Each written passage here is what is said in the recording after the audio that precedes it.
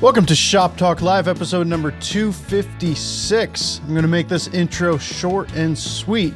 Just want to let everyone know that we will be taking the next episode off for the holiday break, but we'll be back in 2021 with renewed vigor and gusto and whatever you call it. So this episode is just Mike and I trying to soldier through as many questions as we can. Quick note, apologies for some leaf blower noise. Nothing I can do about it. All right, on with the episode. All right, Mike. So it's you and me. Yeah. Good way to finish out the year, try and get a good number of questions answered. All right. So this is it for the year for you, huh? Yeah. We've got one more episode, and then like the next one lands on the holiday break-ish area. So I figure I'm taking a holiday break. Sounds good. Let's do that. But yeah, so I thought it would be really cool to just go through and try and catch up a little bit. Yeah. We've gotten really bad about answering more than 3 questions at a time, and it's probably for the best, but let's try and catch up and quickly answer some questions. But first, I had a huge realization this weekend that I almost want to do a public service announcement about this. Okay. So my brother has been finishing off his kitchen, and he had to build 3 drawers, right? Yep. And his friend told him, if you don't dovetail them, everyone's going to think you're a hack. And I was For like, a kitchen drawer. It was like, dude, don't worry about it. Come on, just get this done. You've been working on your kitchen too long. Just get it done. You know, you could always change the drawer out later. You know, 10 years down the road, if you can't live with yourself, then you dovetail a drawer, right? So this weekend, my son and his daughter were on the phone playing video games very, very loudly with speakerphone. And I hear my brother go, Lorelai, I'm trying to learn something over here. And I was like, I know what's going on. So I said, Jay, you need a hand? He goes, which box joint jig do I build? And I was like, oh no. Okay, all right, box joints. We're down to a reasonable level for kitchen drawers. Okay. I was proud of that. He goes, I'm on YouTube, and this one guy, I'm not going to name names, but this one guy has like this huge thing with gears, and this other guy has this huge box with like blah, blah, and like, which one do I build? And I had this distinct realization that there are, with jigs, right? Any type of jig, picture frame jigs, box joint jigs, dovetail jigs, whatever. There are jigs you build when your goal is to build the jig. Yes. When all of a sudden you say, I want to build my end-all be-all box joint jig, and I'm going to use this thing, I'm going to spend a month building this jig, and I'm going to use it into my golden years, and I will be buried with this jig. Yes. There are those jigs. And then there are jigs that you build when you need to build a thing, right? When you need to build a drawer. Okay, I need to make box joints. Okay. How about we just take our miter gauge and put a fence on it and offset that fence, like put the, do the little zippy-do, put the half-inch keyway in there, offset it and get to building your drawers. Yeah. Right? There are jigs that I need to make a picture frame quick. Boom. Just tilt your blade, whatever. Use this, make up some stop block system, get the job done. Right. And then there are like, what's the word? Like, like heritage jigs or something where like your goal that week is that is the project. That is the end goal. And like using what little audience reach or whatever I have, this is what I want to announce to the world. Learn to identify the difference between those things. There is a time when your end goal is making the jig, and there's a time when you have to get to the next step of the project. And YouTube algorithm loves making jigs. Maybe that complicated jig is complicated for video view purposes, not because it's the best tool for the job. Yeah. So Yeah, and don't listen to people who say that you have to dovetail kitchen drawers. Are your kitchen drawers dovetailed? Anything with a drawer slide, no. It's just, I mean, it's birch ply, but it's Yeah. sort of got like a little tongue rabbit joint, which is glued and literally nailed with a nice false front on it. It's appropriate for kitchens. It's a really nice kitchen drawer, and I can do it on my table saw. And that, once you're set up, you can bang out as many drawers as you want in an afternoon. So is it the lock rabbit thing? I guess so. Yeah. Okay. Yep. Yeah. Yeah. So it's a little, yeah, I think you just use the same setup. You're just like running the one piece of stock across flat and the other one vertical, and somehow it just matches and it's done. One of those things I have to like refigure out every time I make those, because it's like once every 5 years. But yeah. I agree. I mean, for me in the past, I would say the perfect jig is something that takes 5 minutes to make, use it once and throw it away. Yeah. And then I started teaching, and it's just like, you actually had an opportunity to remake jigs and make them better, and then also make them in a way which is easier and more intuitive for other people to use as well. And that just led to your point. So I have a range of jigs. Some of them are still super stupid and super quick, do a good job and they're done. And other ones like a box mitering jig, spline jig, things that I will use in multiple classes, and have gone through 3 or 4 iterations to the point where I'm kind of happy with them. Yeah, those, if you want to get into miter boxes and you think you want to make 100 of them, yeah, take an afternoon and make a really nice jig. But Bob teaches that class that's 5 table saw jigs or whatever. Yeah. It's like you go in there and you build it, and those are tools. Those are all things you'll have forever, and they're important for the functionality of the table saw. 100%. Yeah. And like I totally get that. And I'm not anti making a nice box joint jig. I'm not anti making anything. Yeah. Honestly, it's like if you love making your shop function, to 1,000th of an inch, fine. However you enjoy your shop time, that's fine. I am against not being able to get the job done because you think you need to go through all of these hoops. Right. But like, yeah, I have, I didn't tell my brother this, but one time I did sit down and I made a box joint jig that I thought was going to hold me over for the rest of my life. But then I upgraded table saws, and it didn't line up anymore. And then, so then I changed it. And then by the time that I got to the next set of box joints, the MDF had swelled just enough so that nothing lined up. Like I pulled it out and I think I even like ran a mess of parts thinking, this is dialed in. It was dialed in perfectly a year ago. It's still dialed in. And it wasn't, So like it just didn't, for me, if I'm going to do box joints, I'm just going to use a miter gauge and a couple of auxiliary fences and move on. Right. But I totally get the desire to make awesome jigs. I just think it shouldn't get in the way of making the thing that you need to make. Right. Yeah, you had mentioned your picture frame jig. I came across that notion when I was in writing my latest book, because I did a chapter on miters and I wanted to talk about cutting picture frames.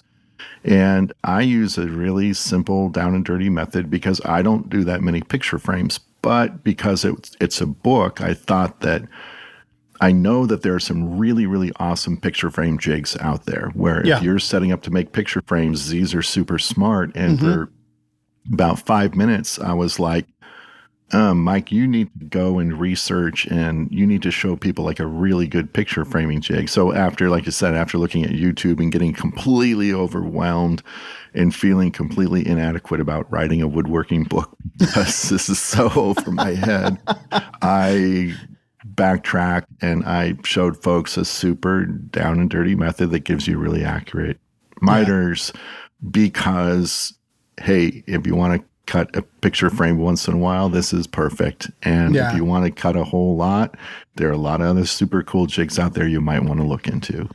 I remember the Mark Schofield picture frame. Yeah, that one's great. Yes. Yeah, and it's fantastic. And I've seen a million variations out there in the world, and none of them credit Mark. But I remember in the back room of the old shop, like that back copy room area. Remember where Rodney had like his own little personal woodworking area set up? Secret woodworking stash, yeah. That jig was back there. And I remember like wandering around the office one day, I saw it, was like, and it was like I met a celebrity or something. But yeah. All right, let's answer some questions. Okay. I've taken this off the rails. Yeah, I think we have time for about 3 questions. Yeah. This is why we don't get anything done. Yes.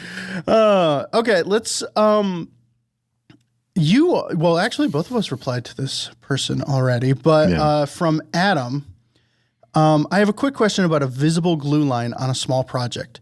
I'm working on an urn for a friend made of black walnut and English walnut. I made a mistake and I used Type Bond 2 on this project. Do you have any tips for fixing or covering this up? Thanks for any help you might have. And so I don't would it be a mistake to use Type Bond 2 on walnut for you? Well, not if your joint's super tight. Okay. I think it's a combination of factors. It wasn't an open miter joint, but it was open enough to show that lighter glue line. And we both had similar answers, but your answer was better than mine. So why don't you go ahead and answer that one? Well, no, I amped yours up. You had said find a stain marker, right? Yeah. So they make stain markers. Like I think Minwax sells a variety of. It just looks like a marker, but it's stain, and you can get in multiple colors. I believe Mohawk sells like 1 million colors, but they're a little bit more difficult to access, I think. They're Mohawk. Mike Michelli turned me on to Mohawk stuff, and I wish he didn't, because A, I can't afford everything I'm buying, right, and B, it's like an act of Congress getting it. But they make so Mohawk makes super high end finishing products. And there are people out there who their whole job is furniture repair for the hotel industry. Sure, that's a big business. Yeah, and when you do that, and for shipping companies too, I know people who that's all they do. Yeah. Yep. When you do that, that's your livelihood. You need to have a bag full of 50 different color stain pens, right? Yeah. So Mohawk can get very overwhelming with that. And you can actually buy their kits of the most sold colors or whatever. So if you want to dive into that realm, that's a great place to be. Mm-hmm. I have the kit of, so I've started doing some furniture repair and light touch-ups for people in my town. And I have the Mohawk wax kit, like the wood color, kit of its crayons, basically. Like crayons, yeah. Brown crayons, yes. Yeah, just various browns. But that was I think $50 for 10 of them or something. It's not like I screwed up a project. I want to fix this. So I think I've mentioned it on the podcast before, but what I told Adam was that you might want to take a piece of scrap or whatever into an art supply store. Dick Blick or Jerry's Artorama are the two that we have around here. There's others, independent ones. New Haven, my favorite Craftsman art supply. But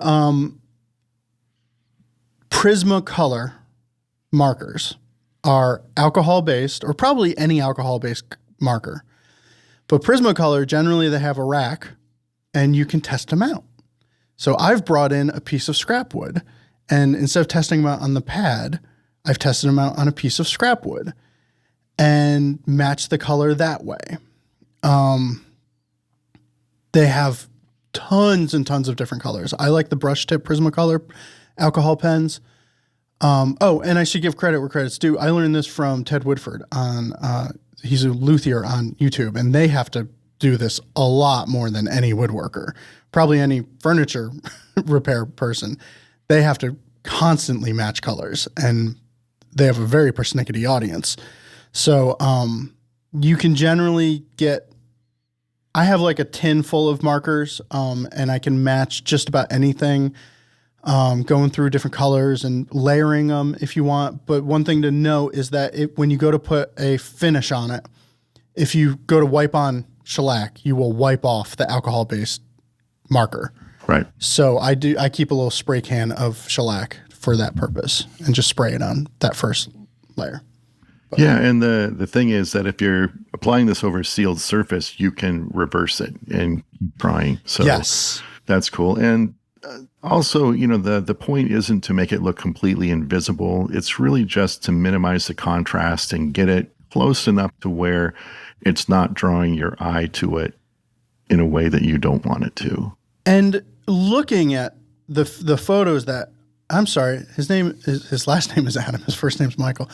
Looking at the photos he sent in, don't point it out and no one's going to ask. Right. I mean, I know if it's an urn, for most urns' sake, I know that this is a very, very special project. 100%. Yep. And you want to do your dangdest to make a perfect project. Of course. This is a beautiful piece that you should be very, very proud of. And I don't think that this little glue line should detract from the work that you've done, Michael. Right. Yeah. So have you ever had to make an urn, Mike? Yeah, I did. Yeah, it's a super special thing. Yeah. And in normal times, I would say that I lost my shirt on it because I charged like almost nothing and I didn't care. Yeah. That's not the point. Yeah. I had to make 3 matching urns for a friend, and they were going to 3 different climates, and it was a whole different bag because I was like, I wanted to make them so that wood movement was not going to be a problem, but it was also using a wood from a tree from the person's house. And it was one of those projects that the deeper I got, the deeper it got. And I would try not to make another urn. It was a very, very stressful thing, but it's a good service to offer as a woodworker. It's a great thing to be able to offer. This is neither here nor there. I didn't know the people personally, so I didn't know the person personally the urn was for. But they had brought over, it's basically sort of like a paint can with no label, which was, held the ashes. Is that what? Okay. And it was like to take measurements. And so I took measurements and they said, you want to just leave this here?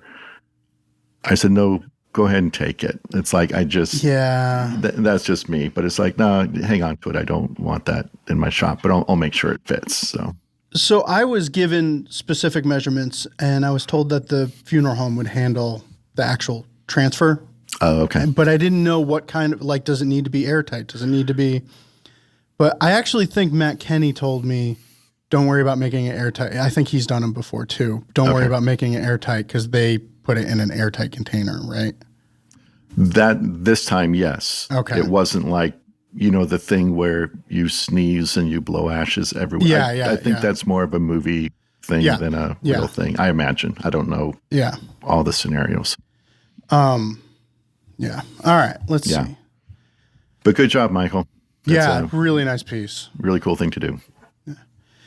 All right. This next one is from Thomas, and I apologize. I am just reading the emails. I normally try and whittle them down a little bit.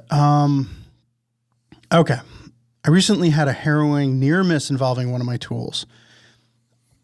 I was complaining to someone I was working with about the challenge of planing quarter sawn cherry.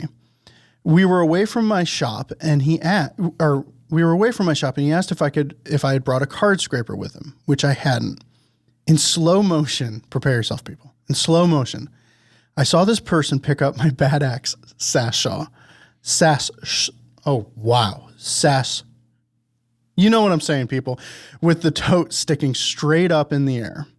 He was about to use the front edge of the plate like a card scraper. I voiced my disapproval in the form of, no, no, no, no, don't stop, bad, bad, bad, bad, and rescued my poor saw. Have you ever seen or heard of this? Cutting up an old saw to make scrapers is one thing, but ... This got me thinking about tool hacks, for lack of a better term. In other words, using tools or parts of tools in ways they are intended, such as the classic ones of using a lever cap from a plane as a screwdriver for your chip breakers, or using your chisels as scrapers or can openers, aka how to ruin your edge in one easy step. What are some tool hacks that you like and or loathe? Another topic to discuss, do you loan tools out? How do you address taking care of them? I don't loan tools out, do you? Tools out of my shop to like people in general. I loan tools out to my brother or Barry or, or you.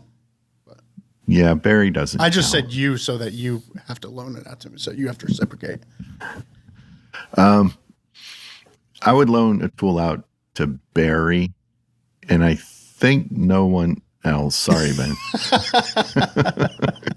However, when I teach, it's something that I think is a really important component of learning is trying out a tool that is in good condition, not trying out like a super expensive tool that has nothing to do with it, but a chisel that's sharpened well, the plane that's set up to get a nice shaving. And sometimes if I'm working with a student who's struggling, whose tools aren't really set up there yet, I'm really happy to let people use my tools. Obviously it's like,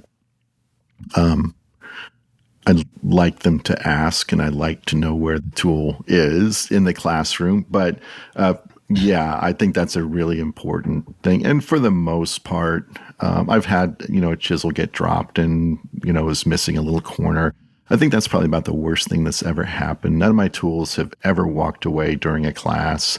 And that is like the one scenario where I really encourage people to try a tool if they're having problems. So if you want to borrow one of my tools, the only way you can do it is class. All right. So tool hacks.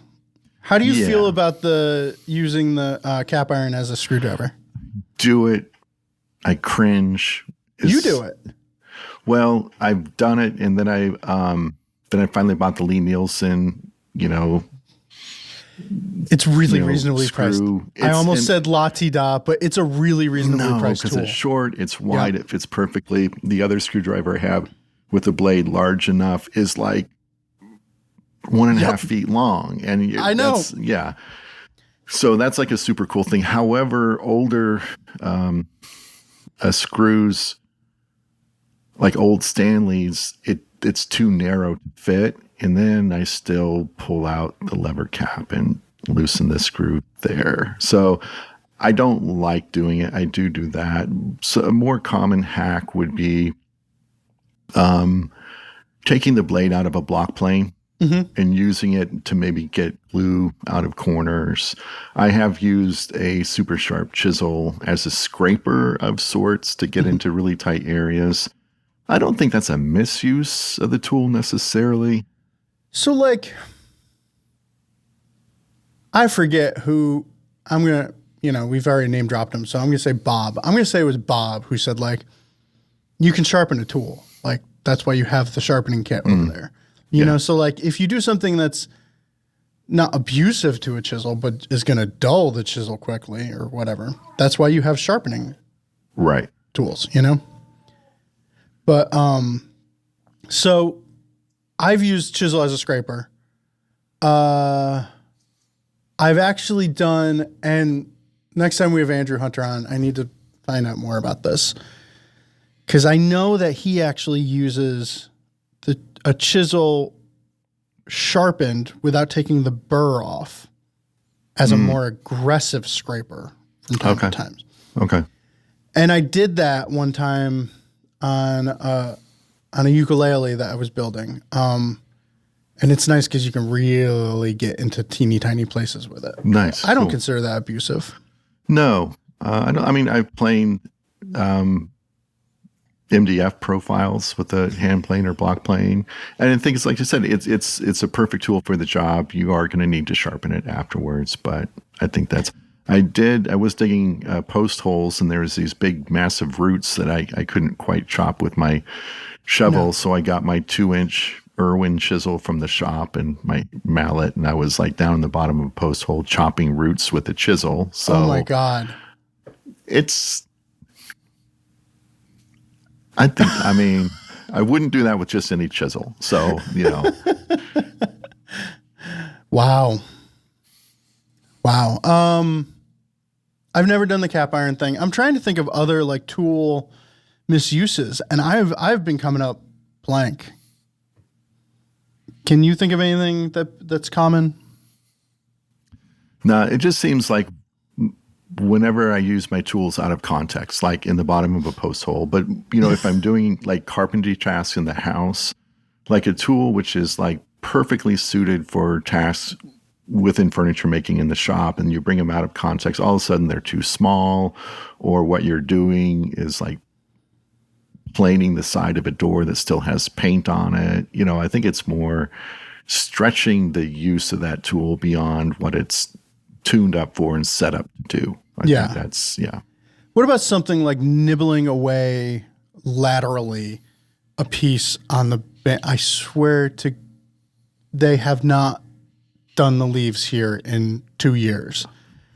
And I swear, the one time I'm in a conference room at the office, they're doing the leaves.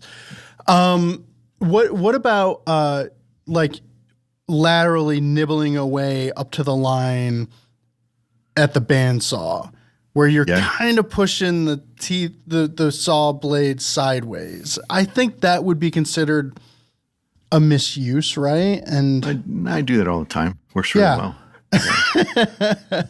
Or what about the speed tenon, moving the piece laterally? That's works great too. Yeah.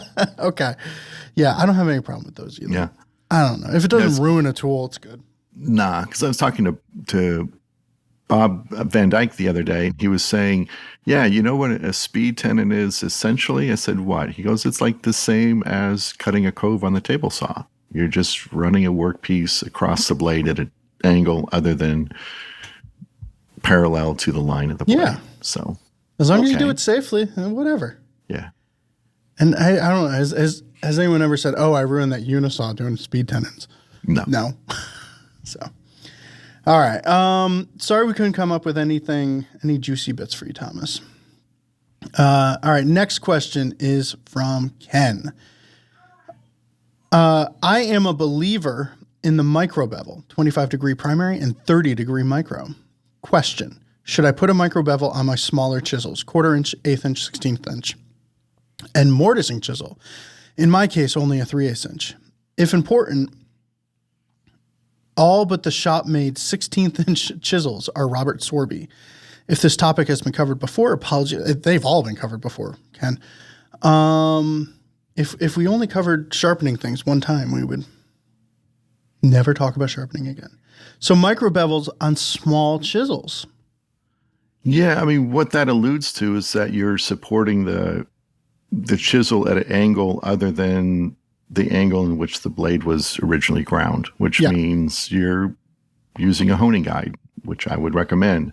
And then the question is, some chisels are super hard to clamp in a honing guide, in which case I wouldn't recommend a micro bevel. In that case, I would just grind the bevel on however you do that at the angle that I want to cut at, and then I sharpen by hand by referencing, especially if it's a hollow grind, the leading edge and the trailing edge of that hollow on the stone to maintain that angle, which is a traditional way that I hand sharpen anyway. So short answer is, when I was using honing guides that fit my plane irons well but didn't handle chisels well, I would put that secondary bevel on all my plane irons, and when I couldn't use a honing guide, I just sharpened all my regular chisels by hand, in which case it meant that I didn't have that secondary bevel. But now that I'm using the side clamping attachment to the Veritas Mark II for chisels, I find that holds like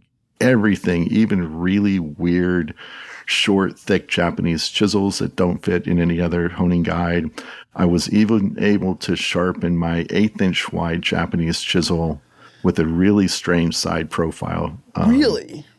and it's just like put it perfect. Because even by hand, you're trying to sharpen an 1/8" chisel. You look at the bevel, it's like, and then you sharpen again, and it's off the other way. Super hard to sharpen. So I guess my answer is if I can get it into a honing guide comfortably and reliably, I'll go ahead and stick a secondary bevel on there. And when I can't, it's good to know how to sharpen things by hand, because sometimes that's the only way to go about doing it. Okay, so question. You were once quoted, I think it was the title of the show, but you know, if I look at your 1/2" chisel, I look into your soul or whatever. Basically, the idea was you can tell what is important to a woodworker based on the shape, the fit of their 1/2" chisel. So let's say that your 1/2" chisel is 100. Yeah. Where does your 1/8" chisel land on the niceness or the sharpness scale? I think every chisel, there's, you know, a level of sharpness. Like if, you know, like let's say like a ideally sharp, say 1/2" chisel, if that's 100, I would expect all of my chisels to be there, except for my chisel that I dedicate to Kumiko, because that's like paring end grain pine, which is the toughest test for sharpness of a chisel. So I dedicate that just because I keep it sharp and I don't want to dull it by using it for other tasks. But so in that case, I would say that's 120, or, you know, that's okay, even more. And then plane irons, really sharpness in edge tools, it's a function of the sharper the tool is, the thinner the shaving you can take. And that manifests itself in a couple different ways. For chisels, where you are, let's say, fitting joinery, you know, chiseling the sidewalls of a dovetail or something like that, the thinness of cut you can take with a chisel equals the level of accuracy you can do with that tool. Like if your chisel is so dull that you can only take 1/16 inch shavings, then you're going to go from too loose super quick. Yeah. So for a chisel, the sharper it is, the more precise it is, the more accurate work you can do. And for plane irons, it boils down to you get the best surface by taking the thinnest shavings. You eliminate or reduce tear out by going really thin. The only way you get really thin is to be really sharp. So sharpness is a direct correlation between the thinness of a shaving you can take. So and because a plane iron, I depend on that to take super thin shavings between 1/1000th and 2/1000th of an inch. That is far thinner than even like the thinnest paring I can take with the chisel. Yeah. It's still going to be relatively thicker, which means that plane irons have to be sharper than the chisel because they need thinner cuts. And then John Reed Fox spoke about a notion of working sharpness, and that the chisels he likes, because any chisel is going to get, for the most part, super sharp. I mean, once you get into different steels and grain structures, yeah, you can argue that, say, a certain type of steel, you can hone higher, but the real difference is as you're working it, you go from that ideally sharp to a sharp that is sort of going to be that way until you sharpen it again. So that sharp is sort of temporary. And unless you sharpen every 5 minutes, so John talked about chisels. He liked his favorite chisels had a really good working sharpness, where even when they weren't sharp, they were super effective about what they were supposed to be doing. Mm-hmm. So, you know, so while all my chisels aren't new sharp, I think they're all within that range of working sharp, depending on what that is. And because for Kumiko, working sharp means it has to be super, super sharp in order to do its job. It just is that much sharper. So, and about the 1/2" chisel, you know, that notion is if I look at your chisel, I know the results you're getting. I know how much fun you're having.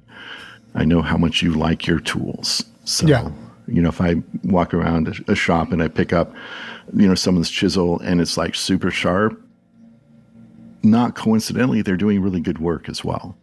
Yeah. And So I have a question about John Reed Fox's working sharpness. So in a 2-sentence summary of that, the abstract would be good chisels get sharp, like off the stone sharp, and then settle down to a nice workable sharpness, right? yeah, I think that's true. Bad chisels, which I've had, bad chisels, off the stone sharp to unusable. Yeah, Like and there's then you're back to no sharpening. intermediate. Right. Yeah. And then the other aspect of that is how you're using the chisel has a huge impact on its ability to stay sharp over time. Yes. So, and that goes back to if you're always taking really thin paring cuts, whether paring by hand or chopping, the chisel is going to stay sharp. If you're like banging a board in the middle of the stock and you're rolling over that steel right away, then your working sharpness immediately goes down and stays there. Yeah. And, so if super sharp is a 10, if you're paring, super thin cuts, you'll stay about an 8 for a really long time. But I think if you're working smartly, yeah. Yeah. But I think if you're really taking heavy chops and rolling over the edge, I think you go from a 10 to a 4, and then it just stays a 4 forever. And you don't want to resharpen because there's no point because it's going to go right back to a 4 anyway. Mm-hmm. And that's where I think you start to build in not poor work habits, but work habits and expectations based on the sharpness of that tool. Okay, so would you rather? Oh, no, see, you can't. This is an unanswerable would you rather, or I know exactly what you're going to say, but would you rather someone, not you, someone, that's how I'm going to get this answer out of you. Would you rather someone work aggressively with good chisels or very, very smartly with cheap chisels? Smartly with any chisel, because if you work aggressively, the more money you pay for the chisel, the less happy you're going to be with it. Because you think if I get a better chisel, it's going to stay sharp longer. But if you're working in a way where you take it out of sharp super quickly, you're just going to hate that tool and grudge the money that you spent for it. So learn how to work smart with any chisel, and that's just going to, there's going to be a benefit when you get to a chisel with better steel. That's going to be even nicer. Yeah. Gotcha. And how sharp is your 1/8-inch chisel? That's the question that you dodged. Yeah, it's pretty sharp. Okay. Mine's not. I never use it. I sharpen it and I never use it. Mine's not. Mine's like all over to one side, like you said, because I sharpen it by hand, and it's but when I need it, it's there, and it's sharp enough. What angle is it at? No idea. What like I have no idea anything about it. I pick it up once a year, and I get the little niblet out of something, and that's it. So. Yeah, it's that weird dovetail spacing, which is for some reason super skinny. So you pull it out for that. Or most of my notching for Kumiko strips for grid work is done at the table saw. Every now and then, if I'm doing a custom grid by hand, you make a little saw cut, take out your 1/8-inch chisel, and you pop out the waste in between the saw cuts. And that's really fun. It's just like popcorn popping all over the place, which is not going to, which is going to keep the tool really sharp as well. Yeah. All right. So, Mike, let's just take a minute and talk about when we started making your Foundations of Woodworking online class, we thought we knew what it was going to be. But let's talk about what it's turned into as we've been making it. I don't think it's migrated too far off of its intent. I think its core mission is the same. Okay. In that, basically, every article, every video workshop where you're trying to build a piece of furniture in 10 or 12 episodes, any article you're trying to do in 2 or 4 or 6 or 8 or 10 pages, you're just leaving out all the ton of basic information. Like in an article, it'd be like, start by cutting the mortises and then the tenons. And then once those are done, move on to. Yeah. But there's a whole lot said to, the mortise and tenons, even doing something as simple as drilling and chopping a mortise, which we wouldn't have time to cover anywhere. We were just talking that I think we just took 27 minutes to explain how to lay out, drill, and chop a mortise, which maybe that's something that might be a little too much. But in terms of what I really wanted to say about it, I think it's all super necessary that if you're going to go out in your shop and attempt something, I want to give you the information to do it. And that's really the thing, is I wanted this to be, you're inspired to woodwork, you got your shop set up or you're setting things up. There's, step one is really, really basic skill set in relation to cutting very basic joinery, dados, rabbets, and grooves. And it's like, okay, well, that's good. But that is just, not to overuse a word, but that's sort of the foundation of everything. I mean, those basic skills, when you're first starting out, your bandwidth is focused on just cutting a joint cleanly. And then from there, once you have a sort of a kit of joints to put to use, the next idea is to have an understanding of how you're combining those joints in order to make what you want to make. And from there, once you start building, there's going to be unique situations where a basic way to execute a joint isn't going to work this time.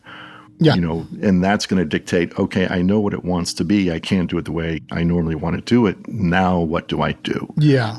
And you're not up against a wall. Yeah. So I think we're addressing all of those things. So is this just for beginners? I think it's a really good place to start. But at the same time, we pick up speed really quick. We go from No, but see, you can't answer this as well because, sorry, is it just for beginners? No, not at all. Because I think in the last episode, I talked about it in the intro where I am picking up things. Like I have made many videos with you, and I have made many videos with other pretty good woodworkers, right? But we're going into a level of detail that I am saying, in even the most simple joints or processes, I'm saying, oh, that was worth it. Where like there's always in each lesson or whatever we're calling them, there is a thing that I am surprised by. And it would be a great place for a beginner or an intermediate to start. But I do think that even advanced woodworkers are going to pick up a lot of things that will make your woodworking better. And the other thing that I have been wanting to talk about, I guess, is that it's like an encyclopedia for the rest of your woodworking, where it's like, okay, I need to make a mortise and tenon. You're covering 15 different ways in the end? Yeah. That will, it isn't this is the way I make a mortise and tenon. This is the way I make a mortise and tenon in this situation. This is the way I make a mortise and tenon in this situation. If I need to do this, here's this option, this option. It isn't just a single set of lessons like we normally have, where it's like, I'm making this thing, this is how I do it. It's kind of how to figure out any way of doing it.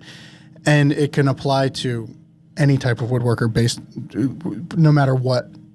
I guess even if you have a router table, or even if you have a mortise, or if you just have this, or you just have that, there are lessons in there for anything, right?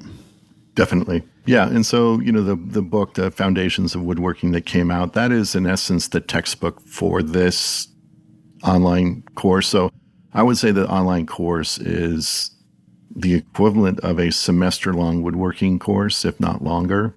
Yeah. And the book acts as sort of a textbook to that. But in addition, even if you don't have the book, the course is also broken down into lessons, and each lesson is going to have that video component. It's also going to have a number, most likely, of different PDF handouts, which cover the information as well. If we're building a piece, there's going to be plans to download as well. So you may be able to binge watch a a video workshop building a piece of furniture, you cannot binge watch this. Yeah. There's a lot there, but I hope it's really helpful. And the main thing is there's a lot of techniques and to address a lot of different situations, but there's a lot of information everywhere online. Things have been written, videos that have been made. It's all there. I think a lot of times what it lacks is a context of, okay, I can Google 25 ways to cut a dovetail, still doesn't get me where I'm going. So, so what I'm sort of offering here, what I'm attempting to offer is sort of a holistic approach where every single technique I'm offering, it all contributes to an overall system of woodworking. So not like the only way to go, but these are like all of these different techniques are aware of what the other techniques are and often are informed by and will inform other techniques that I offer as well. So it isn't like how to do this, how to do this, how to do this, but this is how you can create an overall framework for your woodworking that makes sense. Well, and okay, so like one of our most popular YouTube videos is Michael Fortune's how to get rid of drift or whatever on your bandsaw, right? And it just goes through how he sets up his bandsaw, where to set the gullet of the blade in relation to the blah, blah, blah, blah, blah, blah. And it goes through this whole system, right?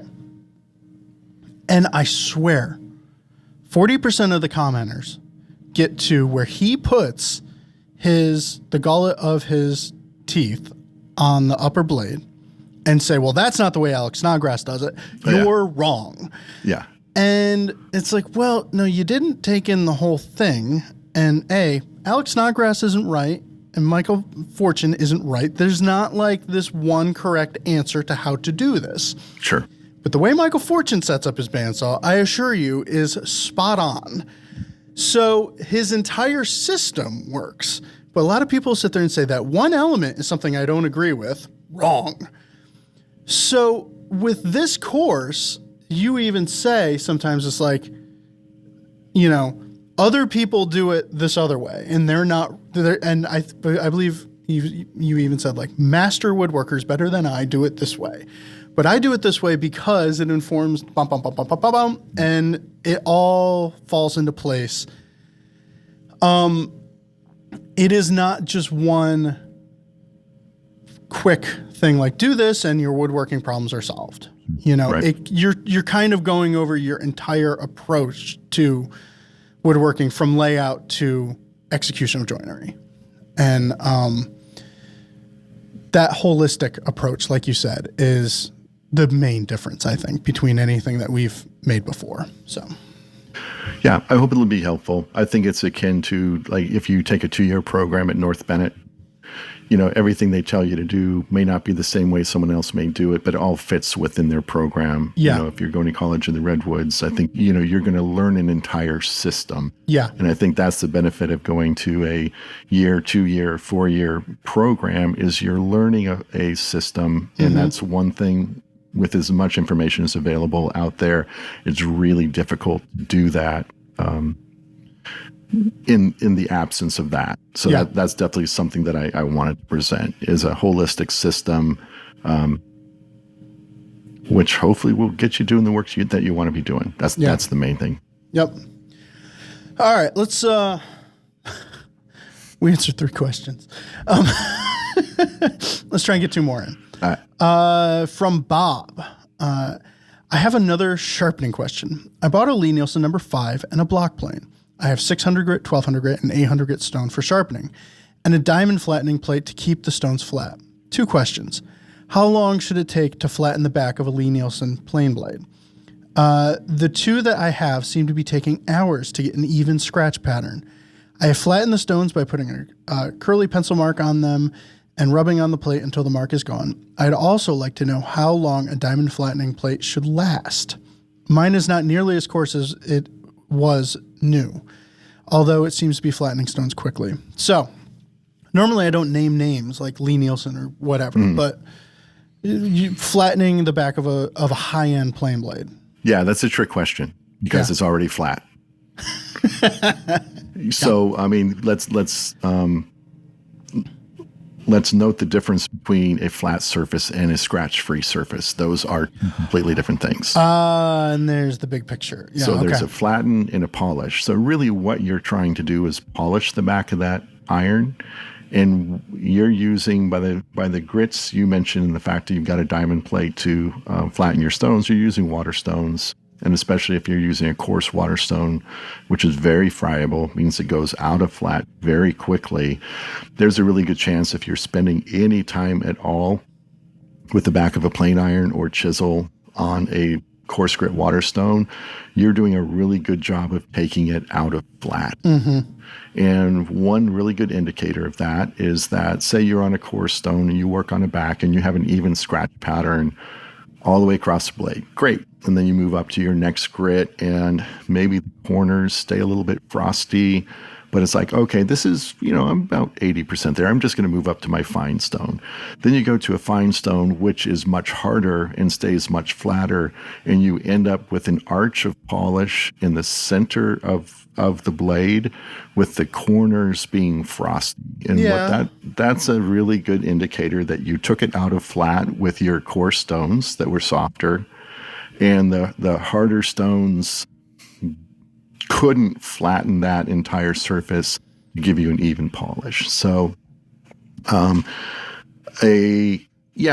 traditionally, say, 15, 20 years ago, even a Lee Nielsen iron, I wouldn't necessarily consider that flat in terms of able to polish it, which is why I started to utilize the David Charlesworth ruler trick, where you place a thin ruler on the edge of the stone. So all you're doing is you're just polishing that front, 32nd of an inch to get a nice polish. And even Lee Nielsen recommended that as well, because they really want you to get sharp in order to use their blades. But now the new Lee Nielsen tools, the new Lee Veritas tools, the backs will look a little bit frosty, but they're dead flat, and I just treat them as flat. And the last thing I want to do is to sit and really start to try to polish the entire back, because I'm just going to take it out of flat. There are some techniques for flattening tools on water stones, and literally what you do is you flatten the stone, you work your way up one edge, so the blade is only hitting a fresh stone surface. You flip it around, you work up the other edge, and then you flatten the stone again. And then you do that. So it's a really long and tedious process, but it's really about the only way you can keep your surfaces flat as you're trying to polish them on water stones. Shapton stones are more of a ceramic stone. They're harder, and they do a better job of keeping your back flat. But even then, you want to be really, really considerate about how you're working over the stone, as if you're having to work on the back of a tool. So,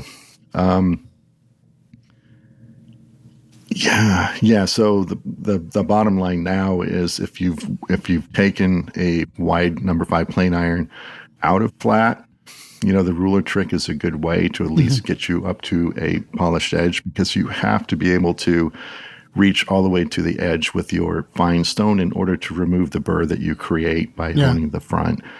Because if you can't do that and you can't remove the burr, you're just not going to get sharp. Which is why I'm not a huge fan of stropping plane irons and chisels. Carving tools are a completely different situation. But the minute you strop a tool, you are getting sharp, but you're doing that by slightly rounding over the edge in order to get that. And the minute you slightly round that over, it's really hard to go back to a flat stone and get remove steel all the way up to that edge without reestablishing that flat. So, so how long does it take?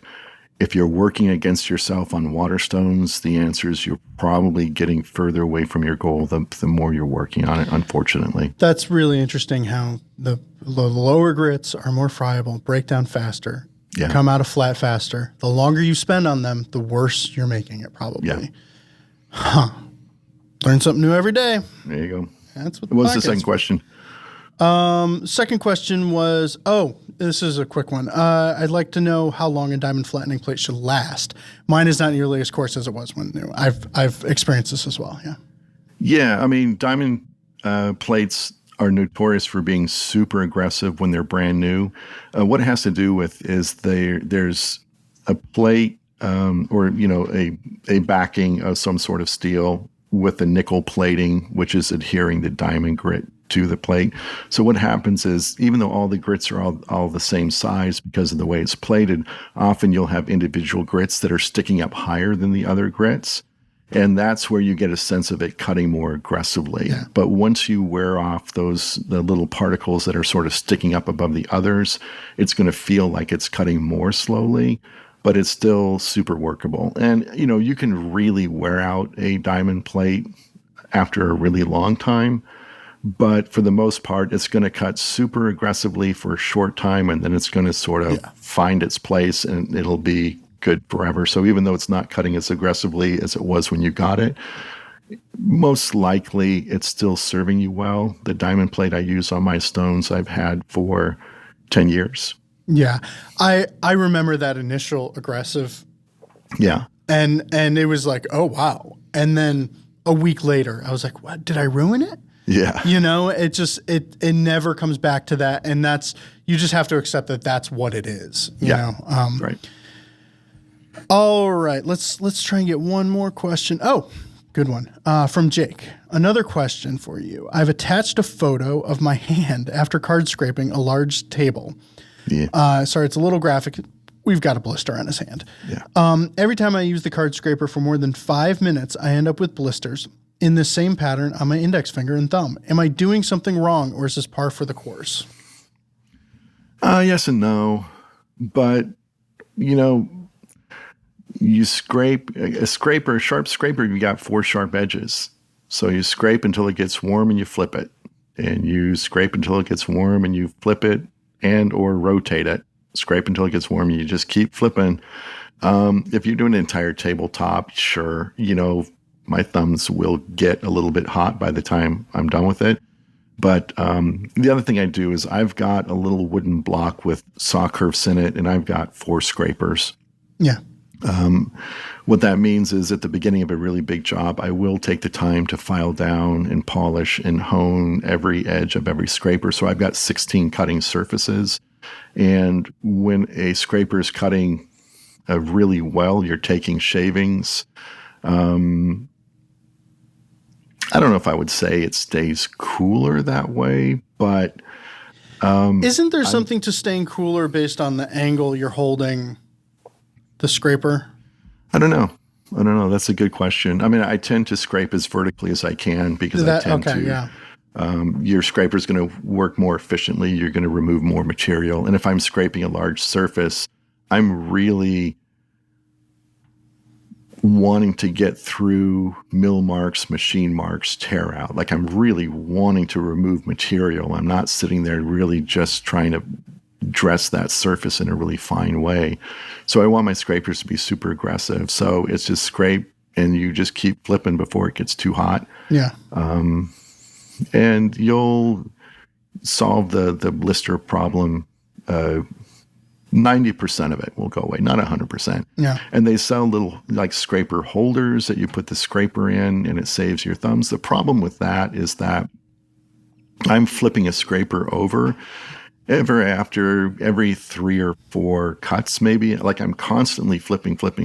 And there's no way in the world I would ever take a scraper out of a holder as often. So I think it just leads to a bad practice.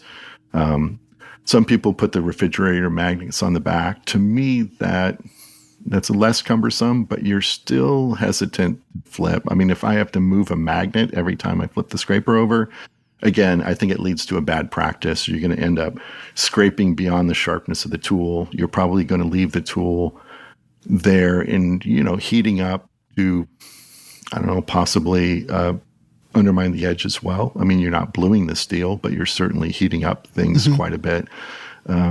Just flip, sharpen them up, flip. If you're taking dust instead of shavings, rehone that.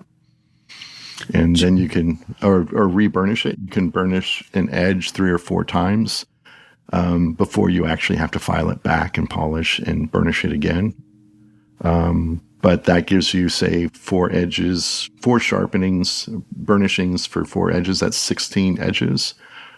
times 4 scrapers.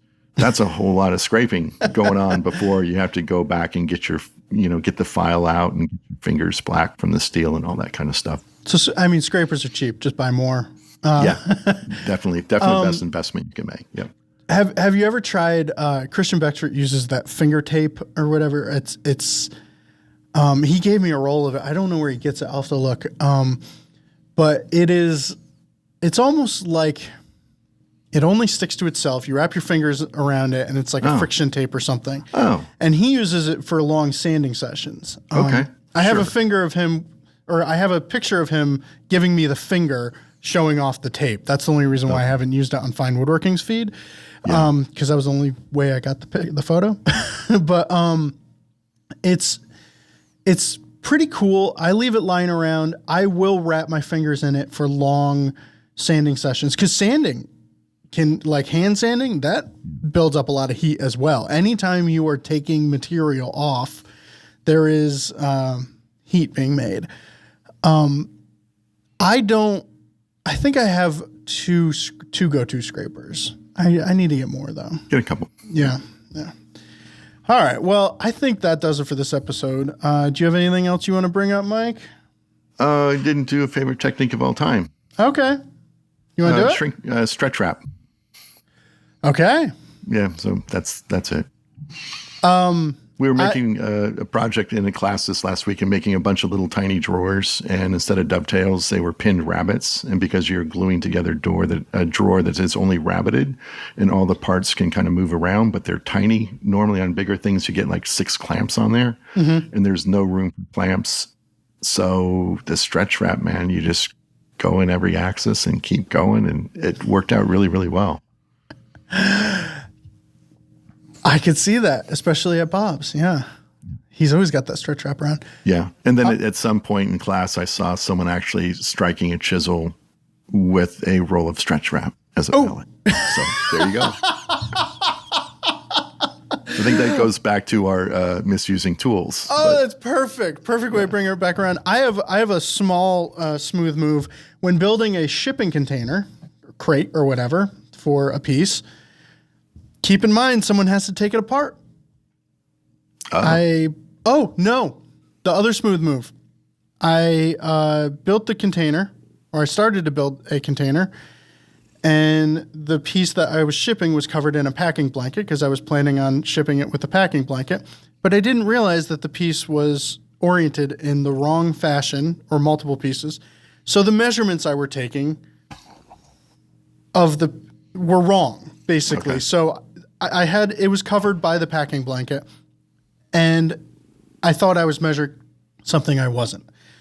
Built a whole shipping container, not whole, but cut out all of the parts of a shipping crate, and they were the wrong size. Eventually, bought more MDF or OSB, built another shipping container. As I'm building it, all of a sudden realized, oh no, somebody needs to take this apart at the end of the day. I'm only used to making things that won't come apart. Yes, right.